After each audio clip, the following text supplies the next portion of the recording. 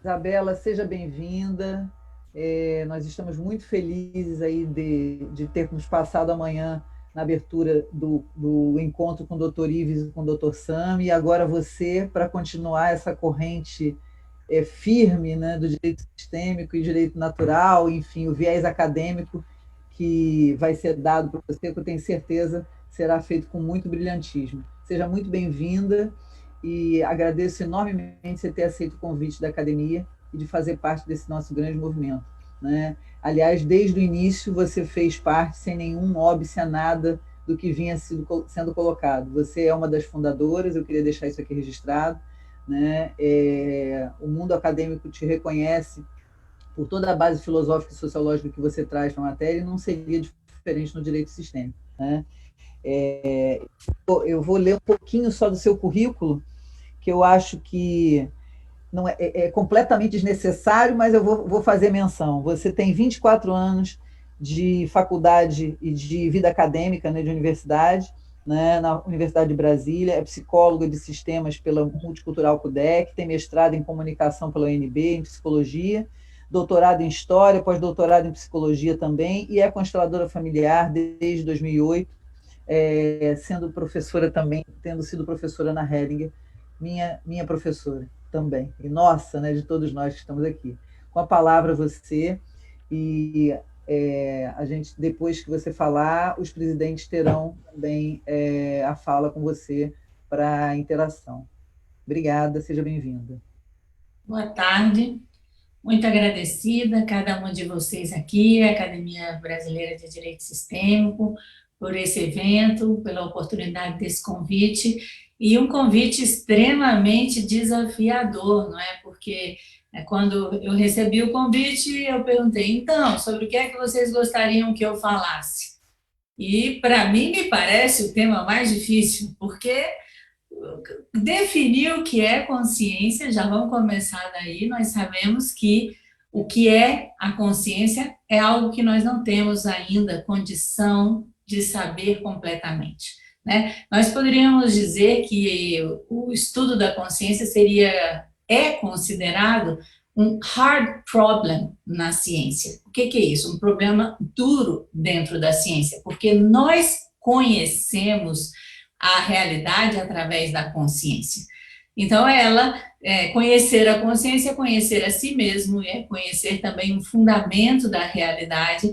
Então, dizem alguns neurocientistas, como o professor Anil Seth, da Universidade de Sussex, na Inglaterra, de que, além de saber o nosso lugar no universo, que nós descobrimos através de Nicolau Copérnico, descobrir também qual é o nosso lugar nas espécies, que nós descobrimos através de Darwin, nesse momento nós estamos numa busca de saber exatamente do que se trata a consciência. Durante muitos séculos, o estudo da consciência foi circunscrito à filosofia, né? E aí nós temos desde Platão, Aristóteles, São Tomás de Aquino e outros filósofos que vieram, até mesmo Descartes, Hegel, Kant, Heidegger, todos eles se debruçaram sobre isso, aí com especial destaque a Russell, que é considerado o pai da fenomenologia, que é justamente essa parte da filosofia que vai estudar de que maneira os fenômenos se apresentam à consciência. Então, em grande medida, o estudo da consciência esteve sempre presente no estudo da filosofia, né, no campo da metafísica, no estudo de tudo aquilo que transcende a realidade sensível, mas também, como sendo um fenômeno tão amplo, está presente em outras áreas do conhecimento, por exemplo, no campo da biologia, e aí onde se circunscreve, de certa maneira, a neurociência, onde talvez nesse momento nós tenhamos respostas e caminhos para a compreensão da consciência mais próximos do método científico cartesiano. Então, até o final praticamente do século XX, falar sobre consciência era como é que eu poderia dizer assim, um ponto final na carreira, ou seja, seria um assunto que não levaria ninguém adiante na sua carreira científica. Né? Hoje em dia não, já se observa com muita surpresa, com muita curiosidade, todos os dados que a neurociência nos traz sobre a consciência, que vão revelando aspectos desta consciência, por exemplo, os níveis de consciência, né, mais conhecidos pelos seus cientistas que investigaram, por exemplo, os estados de consciência. Nós temos aí dentro da psicanálise Freud, que fez toda uma organização, né, de como seriam esses estados da consciência, estados conscientes, inconscientes, pré-conscientes.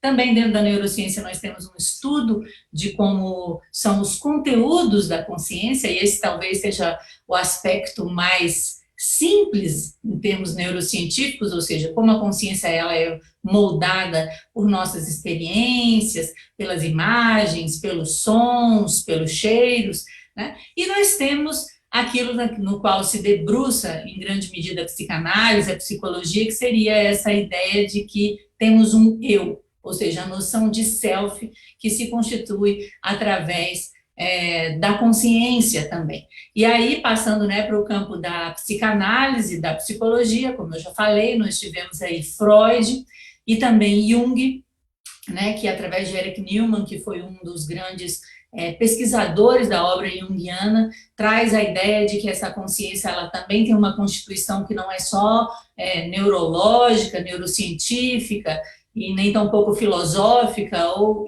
de cunho espiritualista, mas que a consciência também tem uma base cultural, no sentido de que ela se constitui através dos relacionamentos humanos e, no caso dessa abordagem junguiana, através dessa ideia de que existe um processo de simbolização, ou seja, eu olho o sol e não vejo apenas o sol, mas eu vejo no sol uma representação arquetípica, uma representação simbólica, ou seja, a consciência é um assunto muito amplo, é um assunto que pode ser abordado a partir de diferentes áreas do conhecimento e sobre o qual Bert Hellinger traz, então, contribuições muito inovadoras, quem sabe até próximas daquilo que hoje nós temos em termos de física quântica e de avanços na compreensão, por exemplo, onde a consciência, assim como o tempo, o espaço, a energia, já se pergunta se a consciência não seria uma unidade fundamental do universo,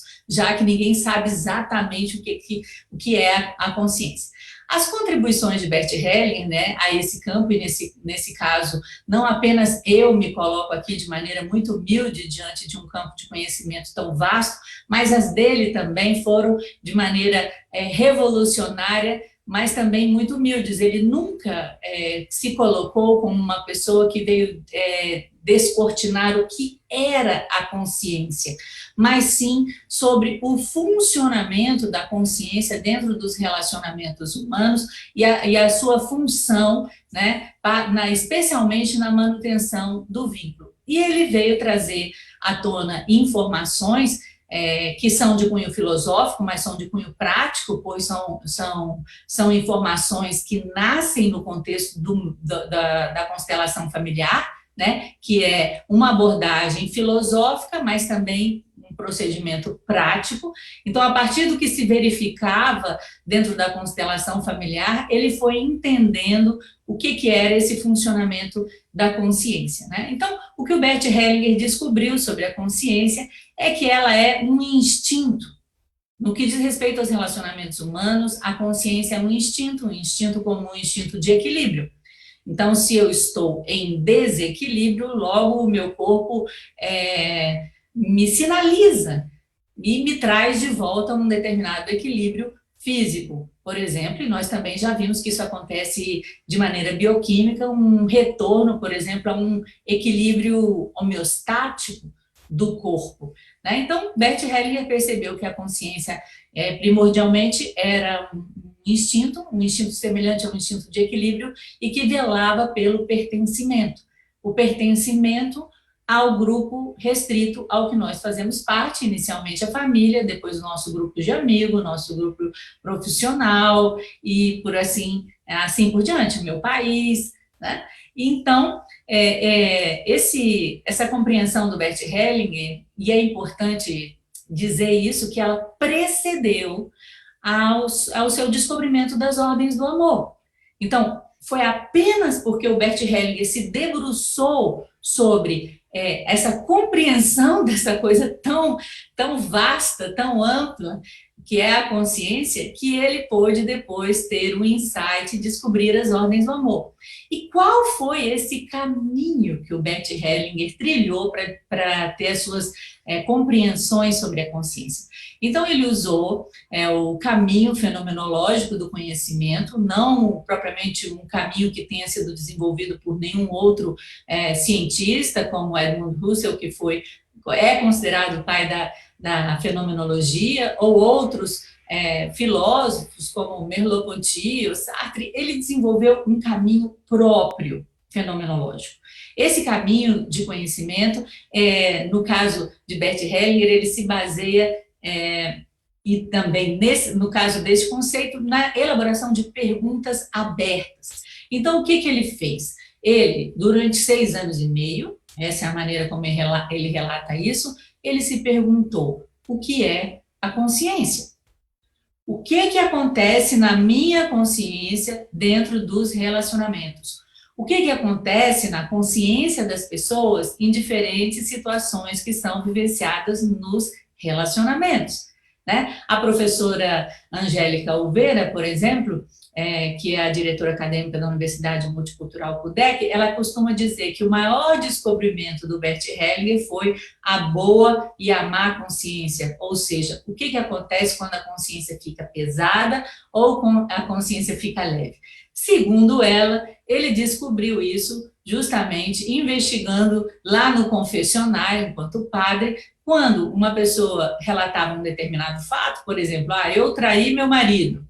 Uma fazia isso com a consciência leve, a outra pessoa fazia isso se sentindo com a consciência pesada. Então, nesse momento onde o Bert Hellinger estava investigando não só os primórdios da constelação familiar, né, que naquele momento ele chamou de Familienstellung, né, ou Familienaufstellung, ele começou a perceber que a consciência não era o fiel da balança. E daí vem já, talvez, quem sabe, a primeira contribuição bem prática, bem pontual para o campo do direito, ou seja, desnaturalizar a consciência, tanto a minha consciência de profissional do direito, como também a consciência daquelas pessoas que estão envolvidas, por exemplo, nos atos infracionais, pois ela não determina se algo é bom ou se algo é ruim. Então, Bert Hellinger fez essas perguntas sobre o que era consciência. Como vocês podem perceber, isso não foi um processo rápido. Ele se fez essa pergunta durante 6 anos e meio, até que, de repente, assim como nós já aprendemos dentro do que é o caminho fenomenológico hellingeriano, ele teve um insight. Ele teve um insight, e esse insight é um insight revolucionário para o Ocidente, tanto que ele disse que a consciência é o último mito do Ocidente. E por que ele coloca o último mito do Ocidente e não o último mito do planeta Terra? Porque, de uma certa maneira, nas filosofias orientais, por exemplo, no caso do budismo, sempre se estudou a natureza real da mente, e a natureza real da mente ela envolve um estado de observação dos fenômenos que se revelam à mente e à consciência. Então, no Oriente já havia essa ideia de que, além dos fenômenos que se revelam à consciência, que podem estar armazenados no nosso cérebro por meio de imagens, de sons, de cheiros, de sensações, de memórias, né, que são multissensoriais, nós temos ainda um outro estado, um estado anterior, um estado que permite a consciência da consciência. Ou seja, um estado que talvez em português seria a expressão dar-se conta, ou em inglês a ideia de um awareness. Ou seja, Bert Hellinger, para entender como a consciência funcionava dentro dos relacionamentos, ele precisou dar um passinho atrás. Ele precisou se esvaziar do que ele sabia sobre a consciência, ou seja, ele precisou se esvaziar de tudo aquilo que as pessoas diziam para ele pontualmente sobre o que era a consciência e observar em si mesmo e no outro os efeitos da atuação da consciência, da boa consciência, ou seja, aquela consciência que fica leve, experimenta sentimentos de inocência, de leveza, né, de sintonia com o grupo, consigo mesmo, e a consciência pesada, aquela que se sente culpada, aquela que tem o medo de não pertencer, aquela que transgride as leis sociais e não se sente bem com isso. Então, Bert Hellinger descobriu isso, e a gente pode dizer que essa compreensão ela foi anterior ao desenvolvimento ou à descoberta das ordens do amor, mas elas estão intimamente relacionadas. Elas estão intimamente relacionadas, porque Bert Hellinger descreveu, assim como Freud descreveu a consciência como inconsciente, pré-consciente e consciente, ou seja, ele fez uma descrição topográfica da consciência, né? Jung já fez uma descrição, quem sabe, mais cultural da consciência, mais arquetípica, ou quem sabe até o início de uma ideia transgeracional da consciência, pois o Jung fala de um inconsciente coletivo, ou seja, de um nível da consciência que perpassa todas as culturas, que perpassa todas as gerações, que na verdade é esse arcabouço de imagens, de histórias, de arquétipos, de símbolos que estão presentes em todas as culturas. E o Bert Hellinger, então, fez uma descrição da consciência, o que ele falou sobre a amplitude do amor.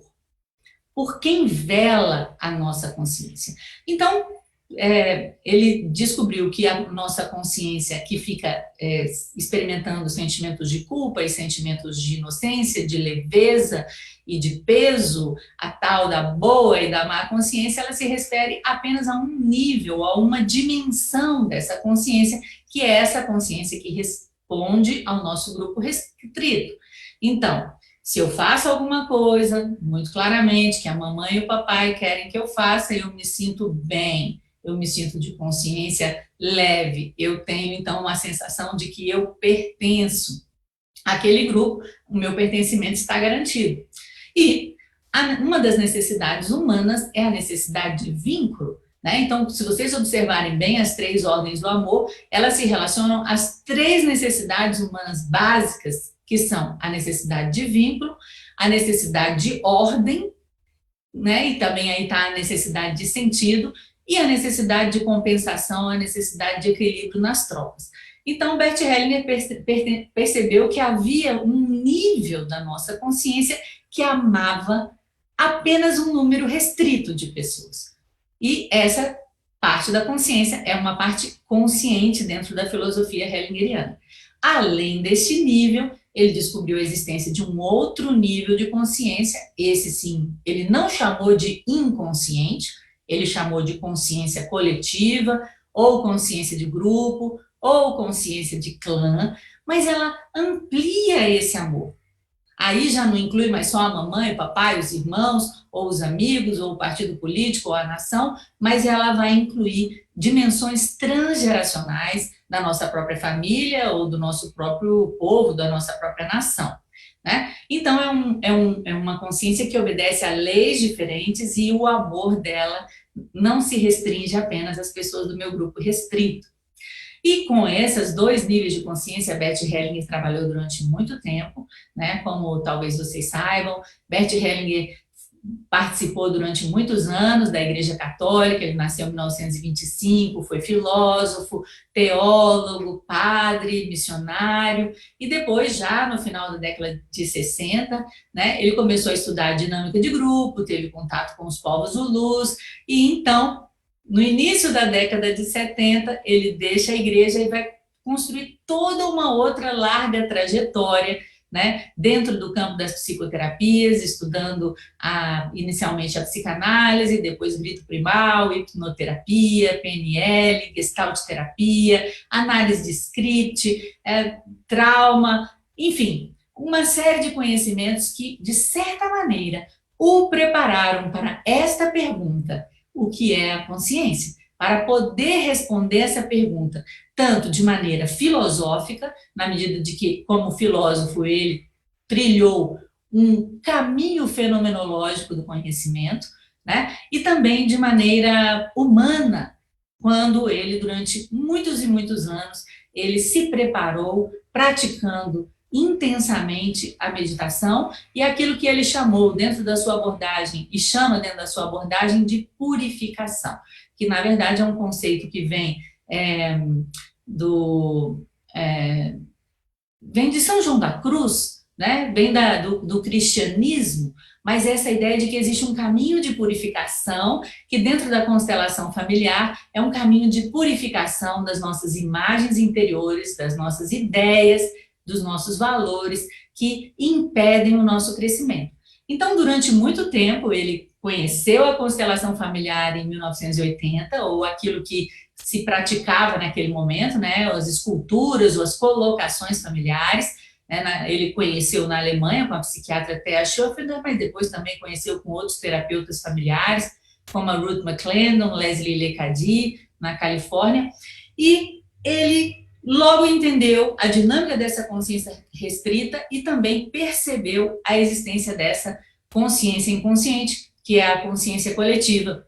E ele percebeu quando ele entendeu, a partir da análise transacional, né, da ideia que foi desenvolvida por Eric Berne, o fundador da análise transacional, porque Eric Berne disse o seguinte: olha, essa vida que a gente vive aqui, na verdade, ela é um roteirinho. Ela é um roteiro e a gente pode descobrir qual é esse roteiro por meio da sua história, do seu conto de fadas predileto, ou da música que você gosta mais, seja na infância ou na adolescência, a gente descobre qual é o seu roteiro de vida. Mas Bert Hellinger começou a perceber que esse roteiro de vida de que Eric Berne falava não se referia única e exclusivamente às experiências da infância, dos mandatos que tivemos dos nossos pais, das nossas mães, das experiências que nós tivemos ali, por exemplo, com os contos de fadas, que acabam virando esse roteiro, mas que elas se referiam à transgeracionalidade da família, né? Quando ele descobriu que nós vivemos esse roteiro que nós temos na nossa vida, que é um roteiro assumido de uma outra pessoa que já viveu esse roteiro no passado. Então, ele foram descobrimentos que vieram muito unidos, de uma certa maneira. Então, ele entendeu o que era a consciência leve e pesada, que tem a ver com a consciência restrita. Ele percebeu que o roteiro de vida que uma pessoa vive, na verdade, ela não está vivendo apenas por determinação da sua história de vida, mas que ela repete algo que vem do passado, ou seja, ele descobriu a existência do emaranhamento, né? Um conceito que já vinha sendo levantado também em outros campos da psicologia e da psiquiatria. Por exemplo, quando o psiquiatra Ivan Bozo-Meninag falou sobre as lealdades invisíveis, ou a psicóloga francesa Ansela Schutzenberg fala da ligação com os nossos ancestrais, a síndrome de aniversário, a repetição de eventos dentro da transgeracionalidade da família e, às vezes, até na mesma data, por isso o nome síndrome de aniversário. Então, Bert Hellinger logo entrou em contato com essas duas dimensões da consciência, conseguiu compreender o que é essa consciência e essas dimensões, né, que ele falou que eram amplitudes do amor. E assim ele continuou durante muitos anos, até que num determinado momento, ele mesmo ampliou o seu conceito, acrescentando um terceiro nível, né, nessa sua compreensão, mas que quando a gente lê lá no primeiro livro dele, Na Simetria Oculta do Amor, a gente já observa que existem as sementes, as primeiras ideias sobre esses 3 níveis de consciência desde o início do trabalho dele, né? Então ele começou a chamar essa consciência de uma consciência espiritual, né? E falar também sobre o amor do espírito, que seria esse amor, então, que já não é o amor restrito à família, já não é o amor da transgeracionalidade, mas é um amor que abarca a tudo e a todos. Ou seja, é aquilo que nos permite ir além do bem e do mal, que permite a nós irmos além do julgamento, além das polaridades, e que deu ao trabalho do Bert Hellinger uma característica única que o diferencia, inclusive, de outras propostas que surgiram, tanto a partir dessas primeiras experiências dentro da psicologia, ou de discípulos que acompanharam Bert Hellinger no começo da sua jornada e que depois seguiram o seu caminho de maneira independente. Então, falar de consciência sistêmica, e especialmente, né, daquilo que me foi solicitado, que é falar sobre a consciência sistêmica dentro da academia, é falar de algo, primeiramente, extremamente desafiador e que tem o potencial de transformar não só a face da Terra, no que diz respeito à aplicação prática dessa abordagem em diferentes áreas do conhecimento, está aí o direito, a educação, as empresas, ou no atendimento e na ajuda profissional em diversas áreas, mas que tem a possibilidade de transformar a maneira como nós conhecemos a realidade. Porque, pela primeira vez, talvez, dentro do Ocidente, alguém traz não só a compreensão uma compreensão inovadora sobre o que é a consciência, mas ela traz um caminho de conhecimento e um procedimento, que é a constelação familiar, que permite fazer uma investigação prática sobre o que está dito, por assim dizer, dentro da teoria, e não apenas isso, mas que essa teoria possa constantemente ser ampliada por aquilo de novo que cada constelação revela. Porque uma das coisas que o Bert Hellinger nos traz é o seguinte: ele fala sobre a consciência, ele fala sobre esses níveis da consciência, ele fala sobre as ordens do amor, né, pertencimento, a precedência ou hierarquia, que na verdade a segunda lei é a própria lei da ordem, né, e a terceira, que seria a lei do equilíbrio, a lei da compensação. Mas, na verdade, Bert Hellinger diz uma coisa: nós, que temos uma formação científica cartesiana tradicional, estamos sempre buscando verdades fáceis. Eu vou dizer fáceis, tá? Eu vou dizer fáceis porque seriam verdades definitivas. E o que o Bert Hellinger nos mostra, na verdade, é que, apesar dessa verdade ela existir, o que se manifesta dela para nós, dentro de uma constelação familiar e dentro de todo o procedimento que nós utilizemos, esta filosofia ou este procedimento prático, né, uma constelação familiar, é algo sempre novo.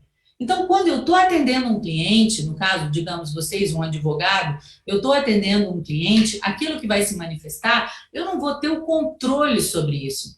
Aquilo que se manifesta é sempre novo. Vocês já perceberam isso quando vocês estão num trabalho de constelação familiar?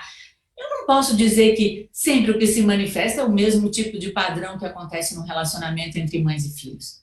Sempre é algo completamente novo, né? E eu não me esqueço, uma certa vez, que uma amiga tinha uma decisão a tomar, e aí eu trago isso como exemplo para vocês poderem entender o que é a mensagem que vem através desses níveis profundos da nossa consciência e que a constelação familiar, de uma certa maneira, ajuda a trazer do mundo interior para o mundo exterior. Então, essa minha amiga, certa vez, ela tinha uma decisão para tomar. Na verdade, não era uma decisão tão difícil, mas para ela era importante porque havia ali o dispêndio de um recurso num lugar ou no outro. Então, ela, vou fazer uma viagem para tal cidade ou vou fazer uma viagem para outra cidade. E ela colocou as duas opções, como nós trabalhamos junto com a constelação familiar, e numa das situações, que era uma situação de trabalho, e para essa cidade era de trabalho, a opção abraçava essa minha amiga como se fosse um homem, como se fosse um namorado, e a outra nem ligava para ela. Então, ela vai, então tá, vamos ver o que vai acontecer se eu vou para essa reunião de trabalho nessa cidade. E vocês imaginem, o que poderia acontecer? Que verdade é essa que se manifestou para ela, que como um homem que a abraçava? De repente, ela conhece um homem dentro do avião, nessa viagem. Ou seja, como que eu vou saber decifrar esta verdade que se manifesta todas as vezes de maneira diferente, né? Então, Bert Hellinger nos ensina um caminho, porque se por um lado essa verdade tem uma constante, ou seja, uma constante, inclusive, que nos permite encontrar algumas leis, nos permite encontrar, por exemplo, as ordens do amor, as ordens da ajuda, ou nos permite também compreender o funcionamento da consciência, ela é, ao mesmo tempo, sempre nova. Ela é sempre nova e ela é sempre misteriosa. Ela traz aquilo que é essencial para a alma, e isso não é necessariamente aquilo que é essencial para a nossa mente. Não é essencial. Então, ali o que era essencial para a alma da minha amiga não era o que ela ia fazer em São Paulo ou na cidade que ela estava indo, mas aquilo que a alma mais queria, talvez, que era um outro conhecimento. Então, o conhecimento da abordagem de Bert Hellinger tanto nos traz um campo desafiador, né?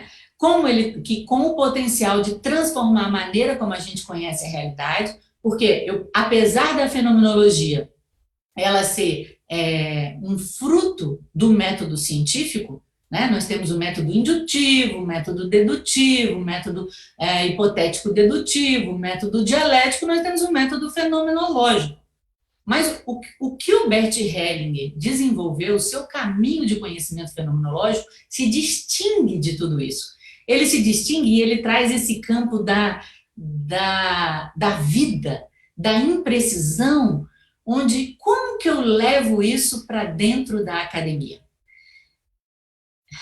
Eu posso dizer que isso é um desafio. No meu caso, como eu sou professora há 24 anos, eu posso dizer que, por um lado, a gente tenta fazer uma conexão transdisciplinar daquilo que acontece dentro da Hellinger Ciência com outras áreas de conhecimento, né? No caso, a física, a biologia, a filosofia, a psicologia, a história, todos esses campos de conhecimento já sustentam e trazem contribuições para a compreensão da filosofia de Bert Hellinger, mas tem algo que é potencialmente, como é que eu posso dizer, transformador, mas que coloca abaixo o método científico cartesiano. Porque Bert Hellinger, inclusive, ele diz o seguinte: existem duas maneiras de saber.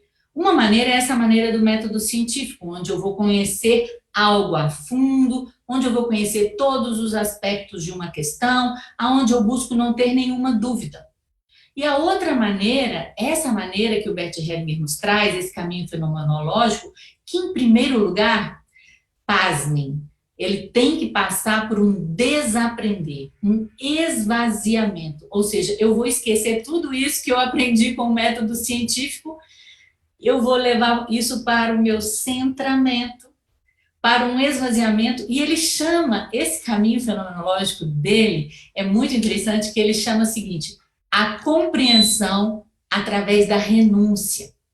Ou seja, eu não quero saber mais, eu renuncio a saber e, às vezes, sou presenteado por um conhecimento que transforma aquela situação. Então, nesse sentido, não é só o que o Bert Hellinger diz sobre a consciência, o que ele descobriu sobre a consciência ou sobre os relacionamentos humanos, mas o que ele descobriu com o caminho fenomenológico de conhecimento dele e a possibilidade disso ser, entre aspas, bem entre aspas mesmo, comprovado por meio da constelação familiar e dos efeitos dessa abordagem na vida cotidiana das pessoas, é algo que vai revolucionar a ciência e o conhecimento científico. Então, é natural que não apenas dentro do campo do direito, mas também em todas as áreas do conhecimento, que existam muitas resistências, né? E eu, como professora de uma universidade pública, uma das maiores universidades públicas do nosso país, né? Se não me engano, atualmente, sei lá, terceira ou quinta, já não me lembro, dentro do ranking, mas uma universidade que apenas começa a se abrir para essa potencialidade. E eu digo como isso acontece, e vocês vão perceber que não tem nenhuma diferença em relação ao campo do direito. Acontece pela necessidade. É como se uma necessidade, que é uma necessidade nossa em nível individual, né? Eu costumo dizer que nós aprendemos na escola e na família muitos conhecimentos importantes, mas é quase que também nos faltasse um conhecimento essencial, que nos desse um discernimento sobre como educar os filhos, por exemplo, sobre como um relacionamento afetivo de casal pode dar certo, como que a prosperidade pode ser construída dentro da nossa vida pessoal e profissional. Então, o Bert Hellinger nos traz esse corpo de conhecimentos que ele descobriu através desse caminho que revoluciona a ciência. E ela vem por uma necessidade, e aí eu digo uma necessidade pessoal, uma necessidade social e uma necessidade científica também. Por quê? É quase como se, através daquele símbolo do yin e yang, né, nós temos o seguinte: o yin nasce do máximo do yang. Ou seja, é como se o método científico cartesiano ele tivesse chegado num limite e tivesse trazendo a sua própria transformação, né? Então, vem dessa necessidade, que é uma necessidade filosófica, mas ela também vem de uma necessidade prática, né? Então, se hoje eu sou talvez a primeira pessoa, a primeira professora a dar uma disciplina na graduação de uma universidade pública, onde eu ensino os fundamentos da Hellinger Ciência, foi porque nossos estudantes estão muito doentes, porque nossos professores estão muito doentes, né? E, coincidentemente ou não, né, quando o Bert Hellinger faleceu, exatamente no mesmo dia em que eu recebi essa notícia, eu estava na posse da minha atual diretora da Faculdade de Comunicação, a minha área de origem, e aí a gente teve, então, a infeliz experiência, e também marcante para todos que estão ali por toda uma vida, de um estudante que se suicidou. Se suicidou enforcado numa árvore na frente da reitoria da Universidade de Brasília. Isso não se fala, não se divulga, mas também é fato. As contribuições da filosofia de Bert Hellinger entram dentro da academia, entram dentro do campo científico, entram dentro do campo do direito por necessidade humana, necessidade de que uma outra solução para os nossos problemas possa surgir, né? Então, eu considero que é uma honra e um desafio muito grande que exige de mim e de todos aqueles que estiverem disponíveis, como vocês, né, a trilhar de maneira corajosa um caminho diferente dentro do conhecimento, muita humildade, uma prática na nossa vida cotidiana, em primeiro lugar, desses princípios que o Bert Hellinger nos ensinou, né, e desse caminho de conhecimento. Esse caminho que começa com uma postura que renuncia a conhecer, uma postura que busca se esvaziar de todas as ideias preconcebidas, de todos os preconceitos, né, que vai se colocar nesse estado de receptividade àquilo que se manifesta, e se manifesta, como nós já sabemos, dentro de uma constelação, de maneira fugaz. Ninguém queira segurar a verdade que se manifesta dentro de uma constelação. Então, ela se manifesta, aparece, emerge e vai embora. Bom, e agora? Com tudo isso, como nós utilizamos isso dentro do campo do direito, né? Vamos trazer com a minha humilde, como é que se diz? Possibilidade, já que essa não é meu campo de conhecimento, isso também tem o potencial de transformar a prática de vocês, como vocês já estão levando para o seu dia a dia, em diferentes projetos e nas diferentes profissões que compõem o campo do direito.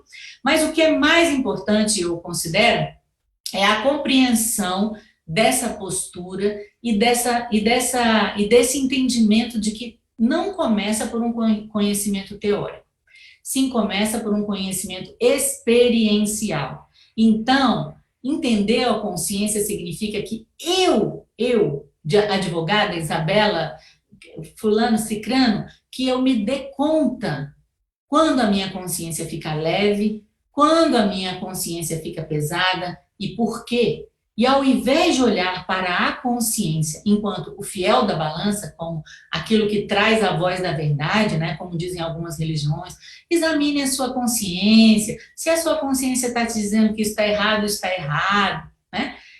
Em vez de olhar para a consciência como o fiel da balança, eu vou olhar para quê? Para os resultados da ação.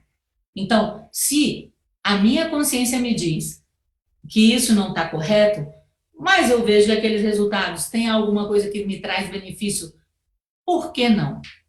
Bom, sabemos que se infringimos a lei, vamos também ser culpabilizados por isso, sofreremos a consciência. Então, quer dizer, isso não significa que infringir a consciência ou infringir a lei também não tenham consequências sobre as quais as pessoas necessitem ser responsabilizadas. Mas nos traz uma outra compreensão, sobre aquilo que me motiva a realizar o que quer que seja, também traz uma outra compreensão sobre aquelas pessoas que, por exemplo, cometem um ato infracional. Então, agora eu não estou bem lembrada, eu estava vendo uma outra live esses dias e a pessoa falava assim, mas se tem a família inteira de pessoas que são assaltantes, aquela pessoa vai cometer um assalto de boa consciência, de consciência leve. Isso não significa que ela não vá ser presa. Isso significa que eu, como advogada dessa pessoa, vou dizer, não, foram dinâmicas transgeracionais que levaram essa pessoa a cometer este crime. Espera aí, não é disso que nós estamos falando. Não é disso que nós estamos falando. É de uma compaixão que nasce dessa compreensão. E não apenas de uma compaixão, no sentido, ai, tadinho, porque isso não tem nada a ver com Bert Hellinger, mas é de uma compaixão no sentido amplo, de um amor do espírito, que é como ele na verdade, fala sobre isso, aonde eu olho para esse ato infracional, por exemplo, dessa pessoa, dentro de um contexto mais amplo, e eu vou tentar também olhar para a solução deste problema, né? Porque nós somos muito pequenos para saber qual é a origem desse problema. A origem do problema pode estar numa geração passada, a origem do problema pode estar na infância, nos traumas vividos pelas pessoas, e no ponto atual da constelação familiar, e eu ouso dizer, inclusive, de outros campos da ciência, nós não sabemos nem se está neste tempo. Nós não sabemos qual é a origem. Então, na verdade, saber a origem, como chega muito cliente para nós, depois que já sabe um pouco de constelação, fala, doutora, tem uma repetição transgeracional de problemas na minha família e eu quero acabar isso porque eu não quero que meu filho tenha este problema. De um modo geral, o discurso é sempre o mesmo. Mas, na verdade, nós jamais podemos saber qual é a origem. Às vezes, essa origem se revela, assim como qualquer outra coisa se revela dentro da constelação familiar, mas isso é um presente, não é algo que a gente busque. A gente olha para onde com a constelação familiar? Para a solução. E é desta maneira que eu olho para esse cliente que praticou um ato infracional. Eu olho com esse amor do espírito, que enxerga todas as dimensões daquilo que está envolvido no que ele realizou, mas qual é a solução? Qual é a solução? E aí a gente tem que entrar um pouco dentro das ordens da ajuda. A solução não necessariamente é uma solução que está dirigida única e exclusivamente a esta pessoa. Ou seja, quando eu vou buscar a solução, eu vou buscar uma solução que traz paz, que pacifica, que, entre aspas, eu coloco sempre entre aspas essa palavra ordena, porque ordenar tem uma ideia de que eu posso colocar tudo em ordem, e eu não tenho esse controle.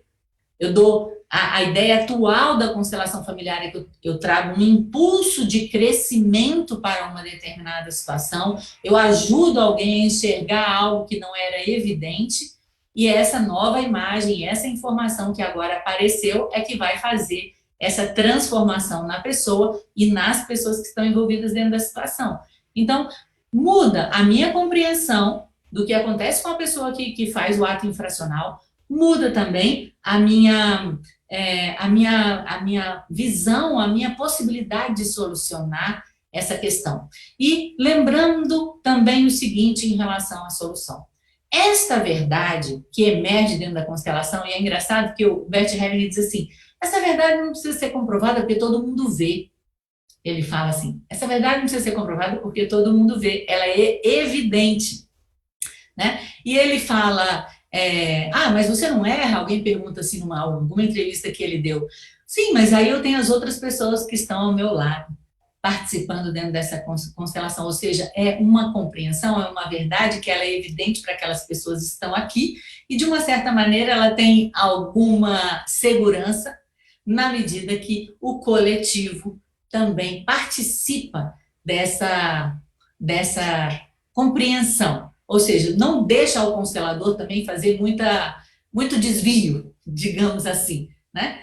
E o ideal, obviamente, como vocês já sabem, é que a gente faça o mínimo de interferência possível. Tanto é que nas novas constelações familiares, são constelações que são feitas sem sequer conhecer o tema do cliente e sem nenhuma palavra. Ou seja, esta verdade, ela se manifesta. E como que a gente sabe que ela se manifestou? Se não tem nenhuma palavra, nenhuma informação. Aquilo que emerge e que leva à solução é muito simples. Une o que antes estava separado. Então, a solução para um cliente, a partir da Hellinger Ciência, é como esse marido que está se separando dessa mulher pode olhar para essa mulher de maneira amorosa. Como essa mulher que está olhando para esse marido pode olhar de maneira amorosa. Como os dois, enquanto casal, podem olhar para si mesmo e os filhos seguirem o seu caminho. Ou seja, a solução vem trazer a união. Então, a gente tem um critério também para determinar a eficiência ou o rumo das nossas intervenções, sejam elas com o procedimento da constelação familiar ou a partir dessa filosofia, apenas fazendo a nossa prática tradicional da nossa profissão, seja você como advogado, eu como professora ou como psicóloga. Não necessariamente eu preciso do procedimento. Eu posso utilizar a filosofia, mas o rumo é sempre o mesmo. Que imagina, olha que coisa maravilhosa. Ou seja, o trabalho de todo aquele que, em primeiro lugar, quer utilizar essa abordagem na sua vida profissional, buscar a união consigo mesmo, isso significa a união com meu pai, a união com minha mãe, a união com as pessoas da minha família, né? E também ser um veículo disso para as outras pessoas a partir da minha prática profissional. Bom, eu não sei quanto tempo eu tenho disponível, mas eu gostaria de encerrar essa fala, né, trazendo isso, de que, apesar das contribuições de Bert Hellinger sobre a consciência, colocarem abaixo esse mito da consciência no Ocidente, de colocar também abaixo ou trazer uma transformação profunda para a ciência, né? A partir do momento em que ele traz um caminho fenomenológico do conhecimento completamente diferente e prático, que pode ter essas comprovações na nossa vida cotidiana, ela também é, talvez, uma bênção, eu poderia dizer assim, da fonte eterna da vida. Ou seja, que sempre nos conduz adiante, que sempre nos alimenta em direção a um amor mais pleno uns pelos outros, ou seja, para uma vida em sociedade mais saudável, mais produtiva, e nesse sentido, diante de tudo que nós estamos vivendo no mundo, em termos sociais, em termos políticos, em termos ecológicos, é uma esperança de uma vida melhor num momento muito desafiador. Então, é isso que eu gostaria de dizer a todos vocês que estão aqui me acompanhando, agradecer mais uma vez a toda a equipe da organização desse trabalho, a todos que estão vendo essa live agora ou que vão ver no futuro. E fico à disposição para responder algumas perguntas. Obrigada, professora Isabela. Depois de um evento da parte da manhã que nos brindou com a fala do Dr. Ives, não podia ser diferente a sua fala, que consolida dentro de nós todo o entendimento que foi trazido na parte da manhã, e agora só ratifica tudo que a gente está vivenciando. A gente tem um tempo para os presidentes, pela ordem alfabética, o tempo de 10 minutos, né, Janice? Só me confirma isso, é isso mesmo? Né? É isso mesmo, Janice? Parabéns, sim. Parabéns, professora Isabela, nossa eterna professora. Realmente foi mais uma aula, a gente não cansa de ouvi-la e aprender sempre mais sobre essa consciência, que ela que vai nos guiar por esse caminho. Então, gratidão por essa bela aula. Vamos passar agora para a doutora Thaís, presidente da Comissão de Direito Sistêmico da cidade de Santos, né, da OAB, doutora Tilda Figueiredo, presidente da Comissão de Direito Sistêmico de Petrópolis, e também para a doutora Arlete, da OAB de Ariete. Niterói. Ariete. Ariete. Só Janice, eu tinha comentado com elas que pela ordem alfabética, né? Então, Ariete, Thaís, não é isso? Tilda e Thaís, não é isso? Sim, então, por favor, Ariete, seu tempinho aí. Obrigada.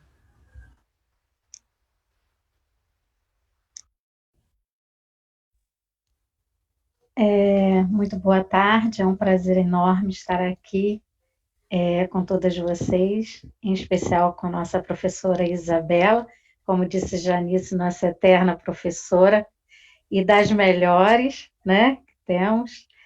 Gratidão imensa, professora Isabela, por poder estar nessa mesa com a senhora, e em razão da ausência da minha presidente, Alcione, daqui de Niterói, Rio de Janeiro, me foi dada essa palavra. Eu quero honrar a todos dessa academia que vieram antes de mim e a todos os professores que nos tanto ajudaram a chegar até aqui. É um prazer enorme estar com vocês, todos. Em nome da OAB de Niterói, eu passo agora a te fazer uma pergunta, professora.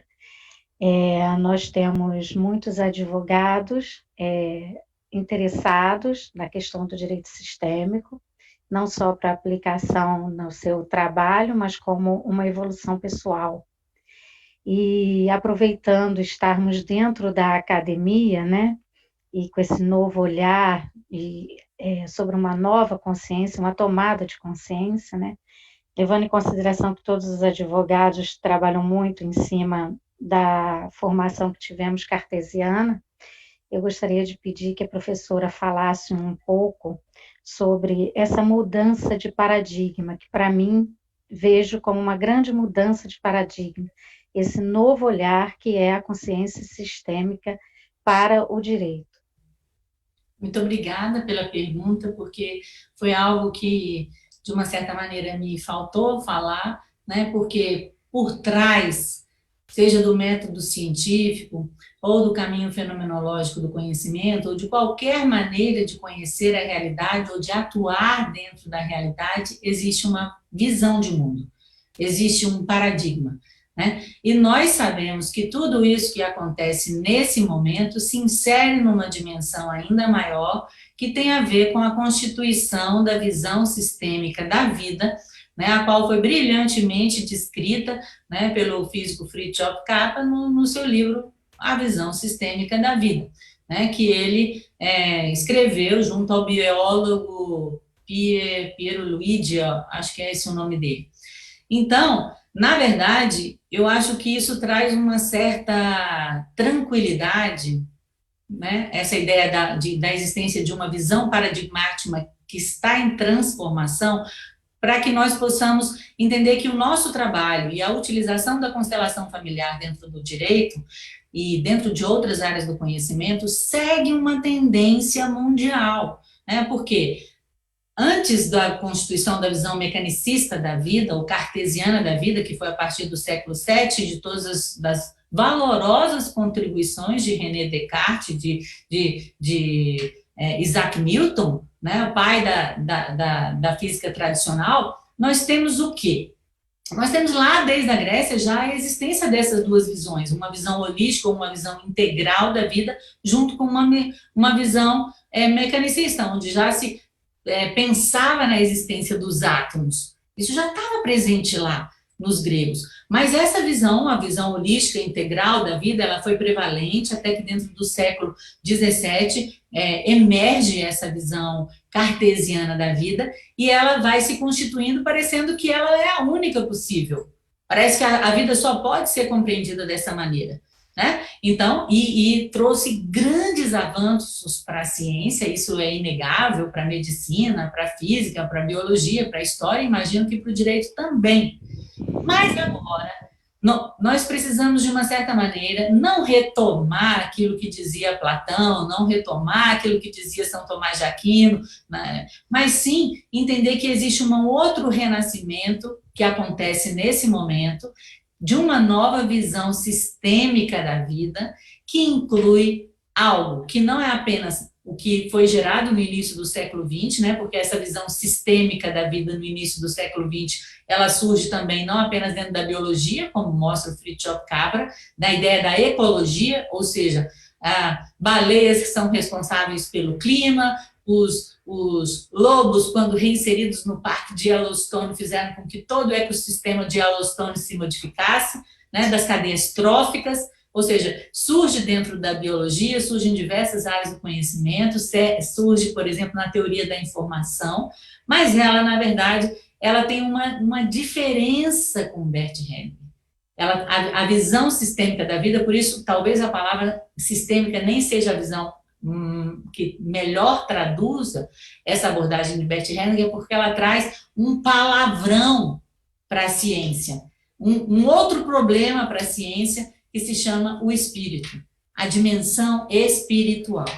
Então, nós não podemos negar que isso exista dentro da abordagem do Bert Hellinger. Algumas pessoas não conseguiram entender isso, ou não conseguem entender isso, fazem uma correlação entre esse espírito-mente, que o Bert Hellinger fala, né, essa força criativa, e tentam enquadrá-la nas visões religiosas tradicionais. Então, de uma certa maneira, também poder dar um espaço para as dimensões sutis da realidade, né, com essa postura humilde, né, de que pouco sabemos de verdade sobre a vida, sobre a origem dos problemas que existem, e contribuímos quando estamos nessa postura e compreendemos, né, a partir desse paradigma, esse novo paradigma que é sistêmico, mas também é integral, porque inclui essas dimensões sutis, né, podemos ser veículos de, quem sabe, de uma informação nova que chega para essa família, que chega para um caso que eu esteja atendendo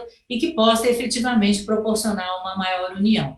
Então, eu considero que essa compreensão paradigmática e de que esse trabalho está inserido em algo muito maior, quer dizer, um movimento histórico e científico muito maior, também é algo de muita relevância para o trabalho prático do dia a dia de um advogado, para que ele possa, ou de algum outro profissional do campo do direito, para que ele possa entender que o trabalho dele, que hoje enfrenta muito corajosamente esses desafios científicos, né, também se insere num movimento e numa necessidade que é sentida pela sociedade, pela ciência como um todo. Não sei se eu te respondi, Aliette, senão você pode continuar me perguntando. Brilhantemente, professora. Muito obrigada. De nada. Agora é a nossa amiga Thaís de Santos, né, Thaís? Por favor. Olá, vocês me escutam bem? Sim.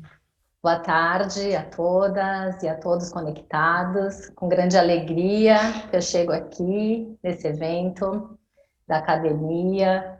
Um grande prazer, Gracília, Janice, minhas amigas, Tilda, de Petrópolis, doutora Ariete, de Niterói, e a nossa professora Isabela Oliveira, que trouxe aqui mais uma aula. Cada vez que eu escuto a professora falando, tem sempre algo novo que vem.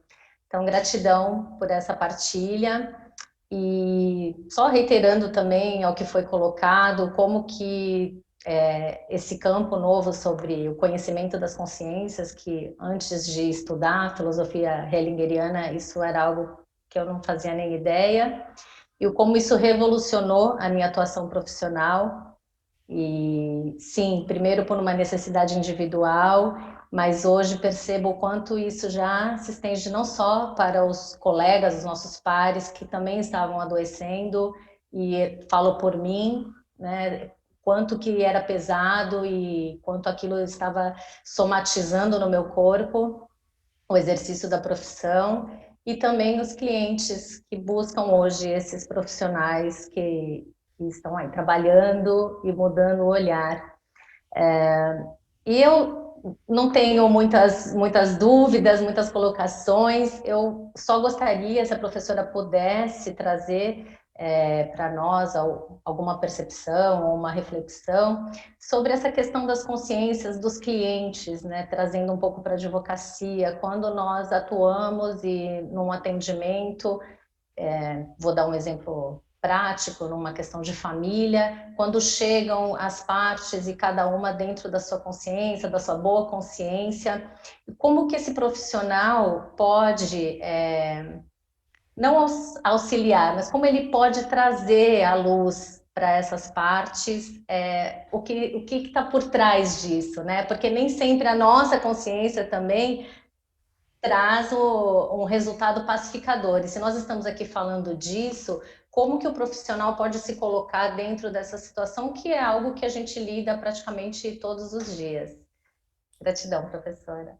Eu te agradeço muito pela pergunta e também no mesmo caso da Ariete, eu acho que complementa aquilo que eu fiz, porque nada é melhor para um professor do que ter um exemplo prático para ensinar os alunos, né? Então, vou pegar o seu exemplo de alguém que busca um advogado por uma questão de família. Então, digamos, uma mulher quer se separar do marido. Bom, em primeiro lugar, quem não tem um casal que se separou dentro da família, hoje em dia é muito difícil, quando não somos nós mesmos as pessoas que estão envolvidas na mesma situação que o nosso cliente nos traz. Por incrível sincronicidade, conceito junguiano, que nos traz essa oportunidade através dos clientes, né? Então, em primeiro lugar, é essencial uma capacitação profunda dos profissionais, porque não é lendo os 110 livros do Bert Hellinger, 30 dos quais estão em português, ou nem os outros que estão em outras línguas, que nós vamos alcançar a compreensão real da teoria dele, ou da abordagem dele, porque a abordagem dele é experiencial. Então, em primeiro lugar, esse profissional que quer utilizar isso na sua prática, precisa ter se formado adequadamente. E, nesse sentido, a academia tem, viu, queridos, a obrigação de promover a formação adequada desses profissionais, de contribuir para essa formação com eventos como esse, por exemplo, com cursos, com outro, o que quer que seja que a criatividade de vocês possa inventar, mas isso é uma obrigação. Então, esse profissional, em primeiro lugar, ele já vai estar um passinho atrás, ou seja, ele não vai estar completamente identificado com a sua própria consciência. Então, ele vai começar a observar o que acontece consigo mesmo quando esta mulher chega no seu escritório, né? Quando ele recebe o chamado por telefone, quando essa pessoa chega para fazer o seu pedido, e aí o que ele vai fazer? Ele já sabe muito bem que ele não pode, como advogado agora, olhar só para uma parte. Ele vai ter que olhar para todas as partes que estão envolvidas, e aí, no caso de um casal, eu tenho um homem e uma mulher, mas eu não tenho só um homem e uma mulher. Eu tenho suas famílias de origem. Então, isso que um acha inadmissível que o outro faça ou tenha feito e que levou à separação, por exemplo, no caso, uma traição, digamos, pode ser perfeitamente aceito numa família, pode ser um ato que se repete na família durante gerações, e nesta família será algo absurdo, que leve, por exemplo, a mulher a pedir a sua separação. Então, esse advogado, ele, em primeiro lugar, vai ter que estar consciente dos seus próprios temas, consciente da sua própria consciência, que ao longo desse processo de atendimento, tem hora que vai ficar leve, tem hora que vai ficar pesada, tem hora que vai querer ficar do lado do cliente, que ele é obrigado a estar do lado desse cliente, mas é como se, na prática, eu ficasse do lado dele, mas, na teoria, digamos assim, ou num outro tipo de prática, eu também preciso olhar aquilo que vai fazer bem para todos. Vai fazer bem para todos. Então, eu preciso entender que esse problema que é enfrentado pelo casal tem a ver com uma lealdade que se estabelece com as famílias de origem. Não só nesta geração, mas em outras gerações. Então, eu incluo tudo. Eu incluo tudo o que acontece sem nenhum tipo de julgamento, né? Da moral, por exemplo, desse marido que traiu a esposa, né? Sem nenhum tipo de intenção, porque nós sabemos que o casal muitas vezes procura um advogado, mas no fundo estava querendo procurar um psicólogo, ou estava querendo procurar um outro tipo de profissional, ou seja, que nós não sabemos se a partir do nosso trabalho esse casal vai continuar junto ou vai se separar. Nós não sabemos se essa ação vai ser o ponto final da disputa desse casal ou não. Então, a gente vai se libertar de todo o julgamento, se libertar de toda a intenção e até se libertar daquilo que diz a lei. Porque entre os elementos que são necessários da postura sistêmica, existe um desaprender, existe um esvaziamento do conhecido. Então, eu até esqueço um pouco do que diz a lei, de uma certa maneira, para que eu possa ver o que é que realmente, nessa economia, nessa dinâmica que acontece entre esses dois, que não apenas envolve os dois, envolve as famílias de origem, envolve os filhos, envolve as amantes e suas famílias, né? Busca ser realmente solucionado, né? Até uma outra amiga minha advogada, ela costuma dizer assim, mas tem uma hora que o meu cliente fala assim para mim, mas parece que você está do lado do outro. Ou seja, na hora que essa outra pessoa consegue perceber isso, ou seja, de que eu estou do seu lado, mas estar do seu lado significa também estar do lado oposto, ou dos outros lados que estão envolvidos nessa questão, você está sendo um advogado, entre aspas, sistêmico. Ou seja, eu estou do seu lado, mas estar do seu lado significa que eu também olho por os outros lados, né? E poder, no meu discurso também, Thaís, com esse cliente, poder trazer uma luz sobre o que está por trás dessa necessidade dessa pessoa, né? Então, por exemplo, se uma pessoa acha absurdo trair, quem sabe eu mostro para ela que isso não é assim em outras famílias. Ou seja, eu ajudo essa pessoa a ter um pouquinho de descolamento. Isso que o Bert Hellinger fez. Ou seja, eu faço com que ela deixe de se desidentifique dos seus valores, desidentifique da sua consciência. Mas olha, isso é um pouquinho só, porque isso é muito difícil, porque isso envolve um sentimento de morte, envolve um sentimento de exclusão social, porque fazer alguma coisa diferente do que o meu grupo ou que a minha família quer, envolve um sentimento que é muito mais doloroso, muito mais amedrontador do que a separação, por exemplo. Mas eu posso ajudar ao meu cliente a se desidentificar da sua consciência e também posso ajudá-lo a perceber de que maneira ele estabeleceu instintivamente uma lealdade com os princípios da família, quando, na verdade, quem deveria ter a prioridade seria o relacionamento de casal. E, da mesma maneira, levo a esse meu cliente a observar todas as outras pessoas que estão envolvidas. A amante, né, o filho ou os filhos, e assim, então, eu vou fazendo esse trabalho, muitas vezes sem fazer diretamente um procedimento de constelação familiar, mas sim um procedimento que, em essência, é um procedimento de ampliação da consciência. Ampliação da consciência para sempre em direção a essa consciência e esse amor do espírito. Ou seja, amar esse homem do jeito que ele é, amar essa amante, agradecer essa amante, agradecer a esse homem, agradecer o filho fora do casamento. Entendem? Mas isso a gente só consegue fazer enquanto um profissional, quando realmente conseguiu fazer dentro de si mesmo. Consegui te responder um pouco, Thaís? Sim, um pouco não. Grande presente a sua resposta, não só para mim, como para todos que estão conectados.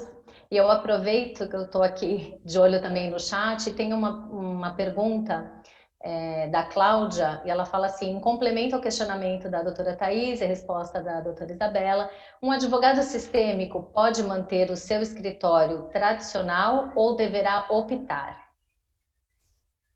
Olha, eu posso dizer uma coisa, não tem como a gente continuar com o que era, né? Então, assim, eu continuo sendo uma professora na mesma área que eu estava desde que eu fiz o meu concurso, apesar de já ter uma segunda graduação, um segundo mestrado e N outras formações.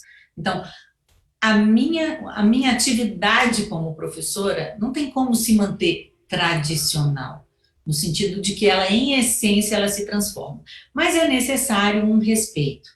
É necessário um respeito, ao campo no qual eu pertenço, né? E aí cada um tem a sua compreensão sobre isso e tem a sua maneira de lidar com isso.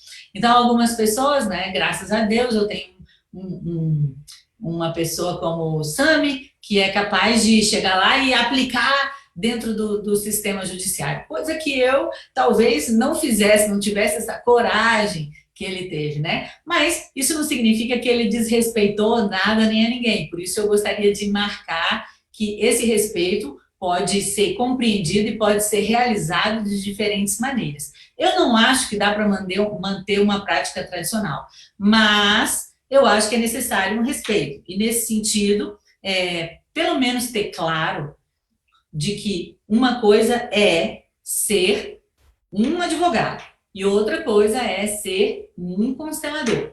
Às vezes, eu estou na posição de advogada, às vezes eu estou na posição de professora e às vezes eu estou na profissão de consteladora, né? E cada campo tem suas características. Então, eu não costumo fazer uma constelação dentro da sala de aula, mas agora eu tenho uma disciplina inteira para poder fazer constelação dentro da sala de aula, porque eu estou dando a disciplina Fundamentos da Hering Ciência. Então, eu posso fazer isso. Eu posso fazer isso. Da mesma maneira que um psicólogo não atende a sua mãe. Um constelador não vai constelar a sua mãe. Então, eu também preciso ter esse respeito. Assim, o que é que eu posso, se eu sou um advogado e um constelador, constelar? O que é que eu devo como constelar ou não? Então, isso é um amadurecimento que tem um nível pessoal de cada um, e aí cada um vai fazer uma síntese de acordo com aquilo que considera ideal para si mesmo, e tem um amadurecimento coletivo. Um amadurecimento coletivo que eu, na verdade, eu também tenho que terminar a minha fala aqui trazendo para vocês muito cuidado.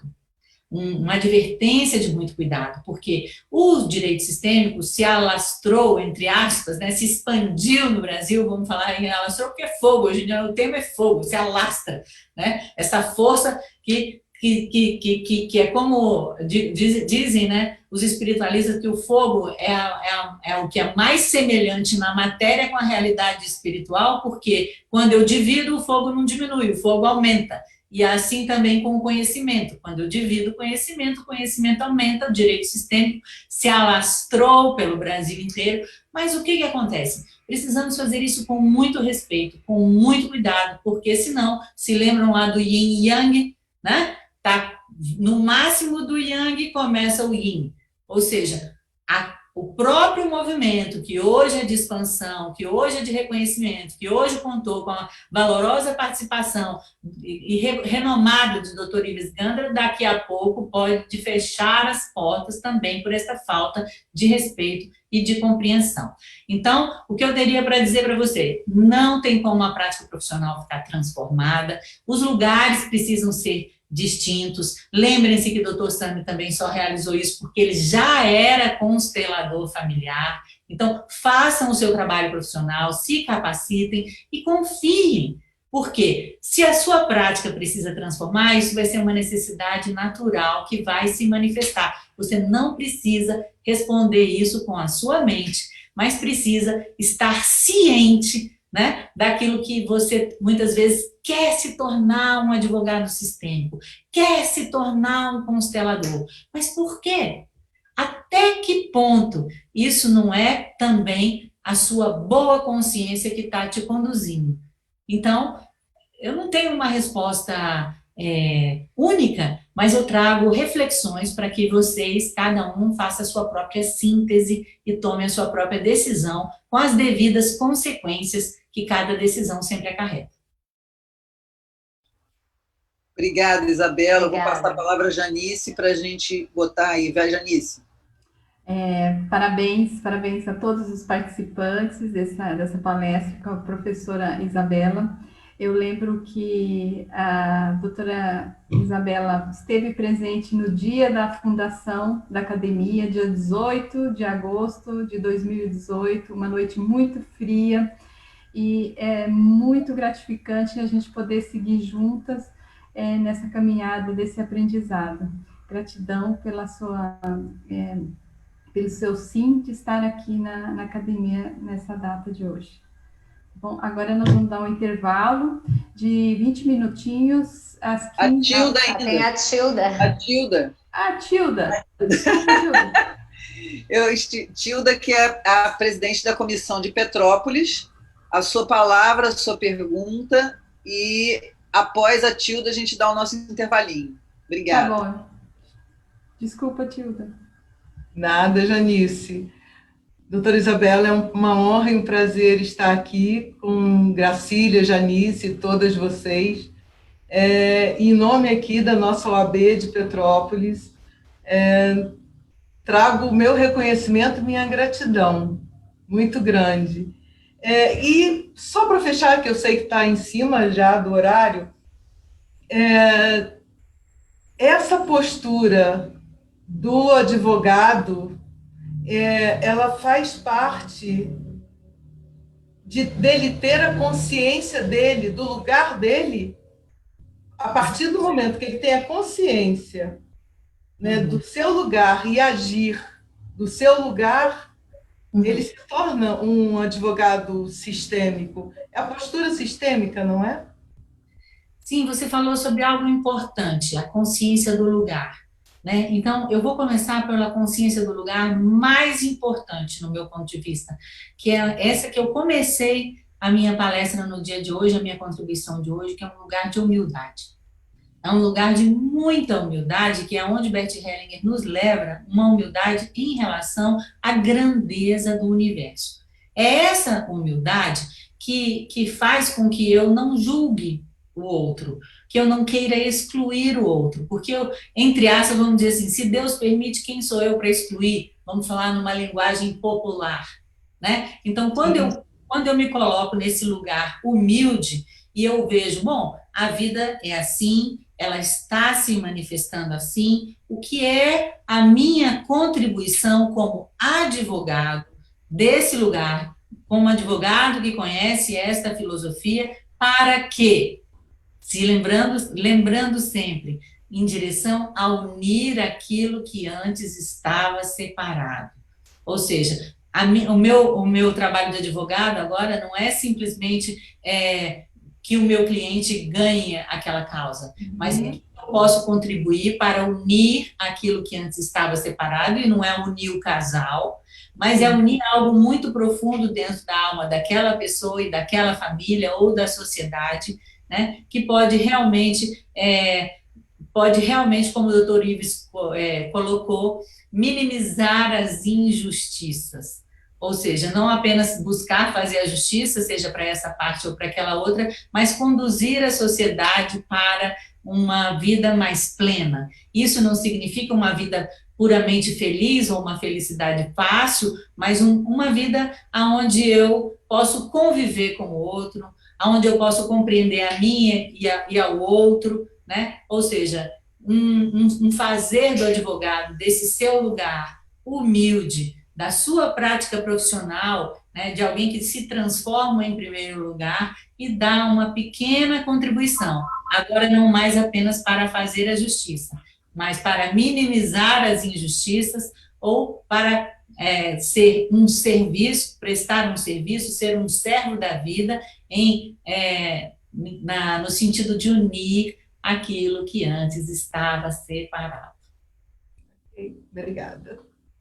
Muito obrigada. Nossa, maravilhosa contribuição, Tilda, maravilhosa contribuição, você, Ariete, Thaís. Professora Isabela, não tem palavras